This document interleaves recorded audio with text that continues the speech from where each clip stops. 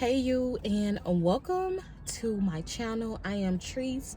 If this is your first time here, welcome. The title of this video is 5 tips when traveling international or flying to South Africa. Hold up, yeah, I'm so sorry. So backstory, about 2 months ago I traveled to South Africa. I was in a wedding, and yeah, I pretty much winged my trip. Everything that I experienced, it was because I was pretty much by myself, so I learned on my own, like, little things that I saw here and there and stuff like that. But I flew into Johannesburg, South Africa. I stayed in Sandton, South Africa, in the Marriott Protea Hotel, and I can link that below. It was a very beautiful hotel. The staff was awesome. I highly recommend, if this is your first time going and you want to go to South Africa and you want to go to the Nelson Mandela Square, to check out that hotel, because I had so much of how can I say it, like, I'm sorry y'all, I just love wine to 10 with my friends, so I'm feeling a little juicy right now and I'm a little bit all over the place, but bear with me. And so I was like, you know what, I feel good, so let me go ahead and make this video.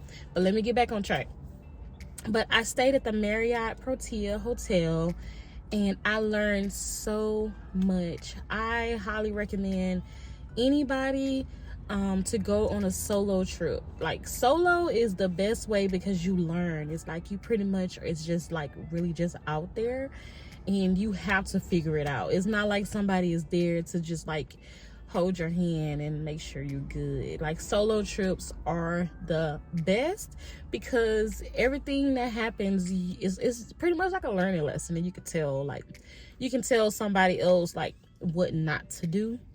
So right now I have 5 tips or 5 things that, this is part 2 of 5 things or 5 tips to when you're traveling to South Africa.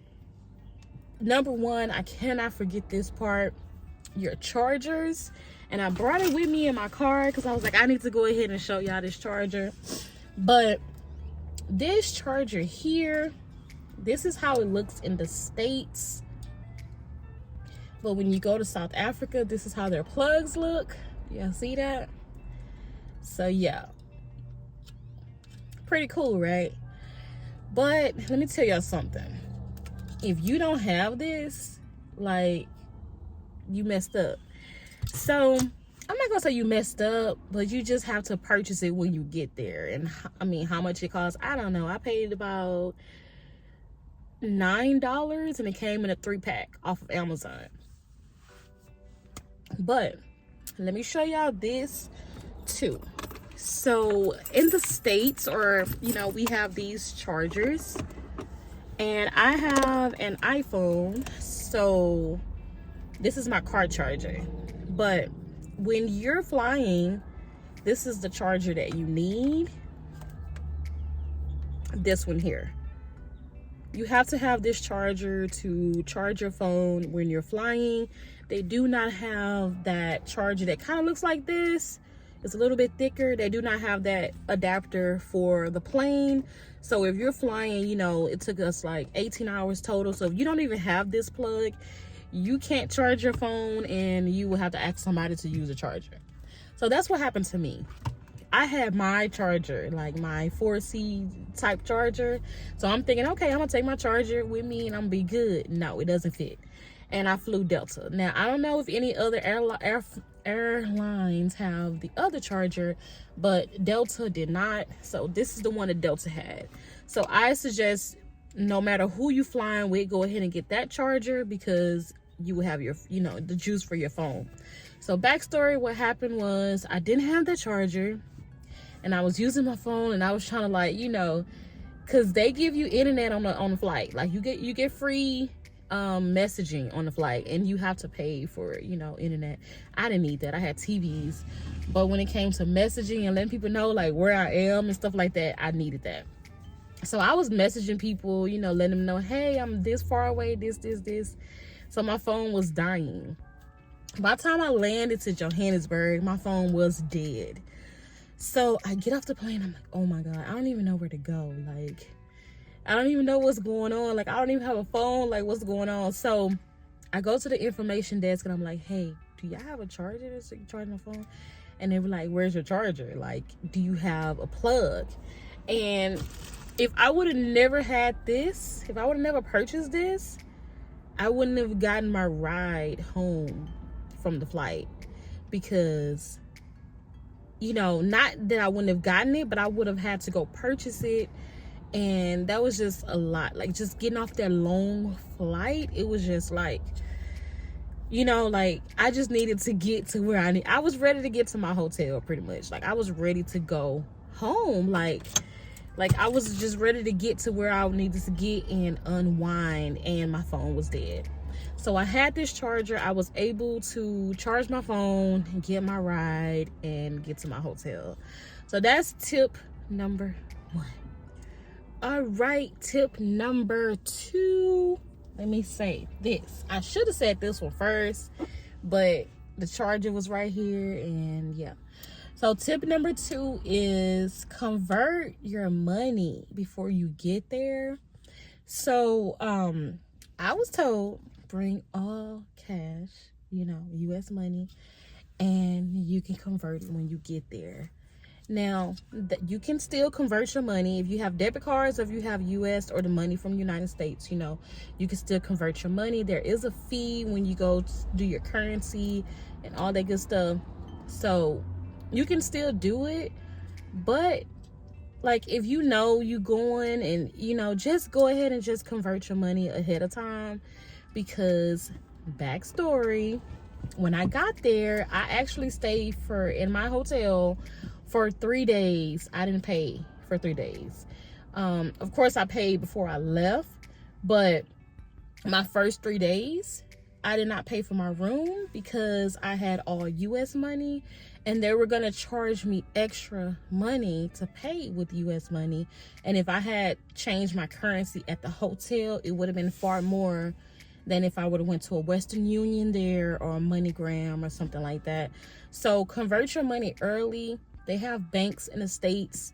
I know for sure IBC Bank, you can go there, or anywhere where you can change your currency before. Change it in the airport. Just change it, because once you get that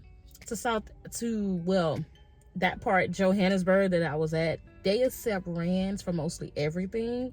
So if you know, already have it, you good. Like, if you need an Uber driver, you can pay with rands with your Uber driver, like with the cash. You don't have to use your debit card to use it.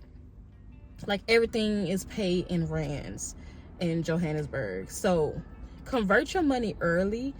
Don't wait unless you, like, see, it was my first time going, so I really didn't know, like, where to go, like, what to do, like, how to get it. So if this is your first time going, I would suggest converting your money in the airport or in the States, and just bring it over. All right, tip number 3. This may sound crazy and just like, what? But when you're in the airport, you will see the word Lyft. I was like, what is Lyft? Like, what is that? So I'm thinking Lyft is like, you know, in here in the States, the Uber driver, we have Lyft. I'm like, what is that? I'm thinking Lyft is like a transportation part, but Lyft is the escalators and elevators. So whenever you see Lyft, that means escalator or elevator.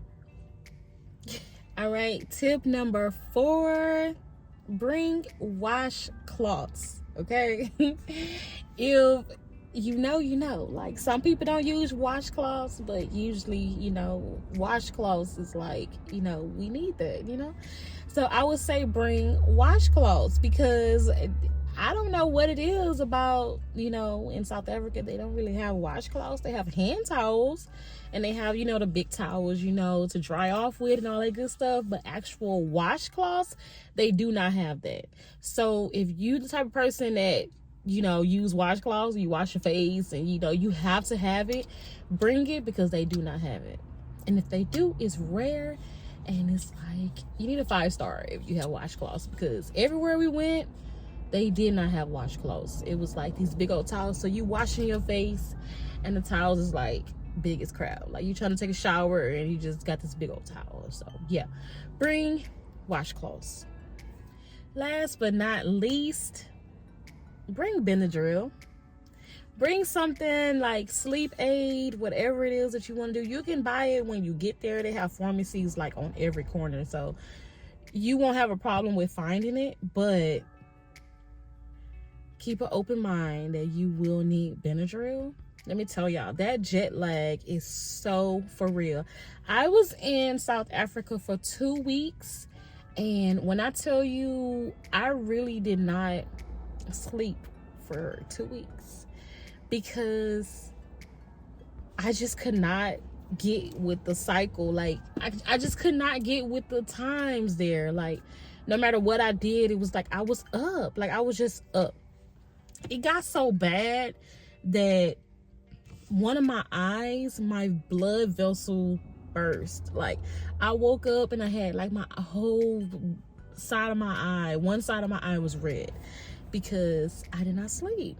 I was sitting here talking to people in the States and it was nighttime. Like I should have been asleep like everybody else, but I could not go to sleep for nothing. So if you're gonna be there for at least 2 weeks or more, please bring Benadryl. That way you can get on their sleep cycle while you're there. And you can, you can fix that when you get home. You can get back to where you need to get when you get home. But while you're there, like you need your rest. I mean, I was so tired when I got back. I think I slept for a week when I got back. Like I was just asleep like during the day. Like for me, like on a regular day for me in the States, I cannot sleep during the day. Like as soon as it get dark outside, I'm ready to go to bed. Like it's like instantly. But when I got back, I slept day and night. I was extreme, like my body was out of whack, like for real. Like jet lag was for real. So yeah, please bring Benadryl. That way you can sleep when it's time for them to sleep. Wake when it's time to wake, because when 6:30 p.m. gets when it was 5 o'clock, I was getting my nails done and I was like, why is it so black outside? Like I'm just looking at my clock like, what's going on? Like why is it dark? And they were like, yeah, it gets dark at 5:30. I don't know how this world works. It is just, yeah, I don't know. But 5:30, it was pitch black. It was night. Like, of course, everybody was still moving around and, driving and stuff like that. But 5:30 was pitch black and it was like 5 in the morning. It was get up. So, yeah, please bring Benadryl. I didn't want to get it too much off the subject. But please bring some type of sleep aid or Benadryl, or just get it once you get there because it may be a little bit cheaper when you go to the pharmacies. But yeah, bring a sleep aid. And I just wanted to give a little bonus tip. Just come with a good mind and an open mind that everything is not gonna go like you plan it to be. It's like the whole trip is gonna be a learning lesson. My experience and your experience is not gonna be the same. But whatever you experience while you're there is gonna be worth it. Don't let stereotypes and what the media tell you discourage you from visiting South Africa, because if I can go back, I will go back like now, today, because I enjoyed myself so much while I was there. I don't want to get a little bit emotional. I had a little alcohol a little bit, but yeah, I really did enjoy my trip. I just was like, man, like I just want to just go out there and just tip everybody. The service was like so, I don't know. I'm just like, if you got love like that, like you deserve to be tipped. Like I enjoyed every moment, even the times when I was just like, what am I gonna do? Like I don't have any money. Like what the heck? Like I remember one time I went into the pharmacy and they were like, you need a card for South Africa. Like, I was trying to use my card from the States, and they were like, you can't use that card. And I'm like, but I need some soap. You know? But, you know, it's just like, I don't know if you can get a bank account for South Africa before you go. Like, I don't know. Like, it's just so much to learn when you go there, and you just see how they are so different from the States. You know, it's just like, we are all the same, but it's just different. I don't even know how to explain it. I feel like everyone should visit South Africa at least once, and